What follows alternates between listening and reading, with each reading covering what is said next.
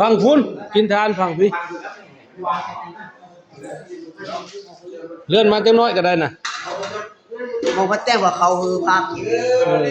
พอเป็นพิเศษแต่งผ้าขาวผ้าหน้าได้บ่แต่ว่าได้เราแต่งพุ่นแหละพอโอ้นี่นะเป็นเส้นพอแล้วเด้อเพราะว่าอย่างเก็บมากมากพอดีมันนั่งไหวพี่แหลมมาทางหน้าพี่แหลมประตูให้เขากินทานทางหน้าเป็นได้บ่ล่ะกินทานทางหน้าพี่ถ้าเรากินทานทั้งนี้แล้วเขาเลื่อนไปอีกเลยนะมันก็สิกว้างได้หลายเลยนะบ่เลื่อนสำนี้แล้วทางหันประตูเขาปิดเปิด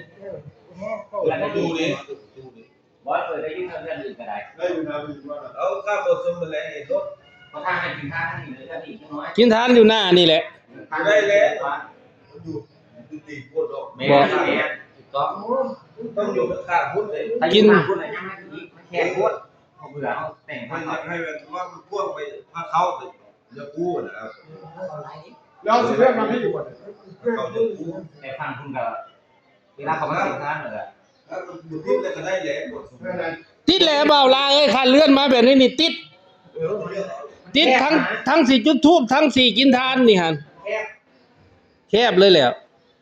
บ่ล่ะยังกูมาสั่นเข้าเนี่ยครูสั่นข้าวเช้าเดียวนึกบ่เป็นหยังดอกเป็นยังเราเพื่อนเอาตัวนั้นเนี่ยครูสั่นข้าวเช้าเดียวนึก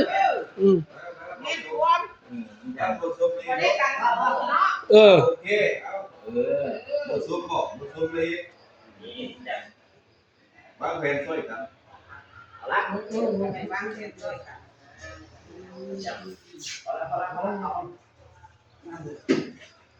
อ๋อก็นี่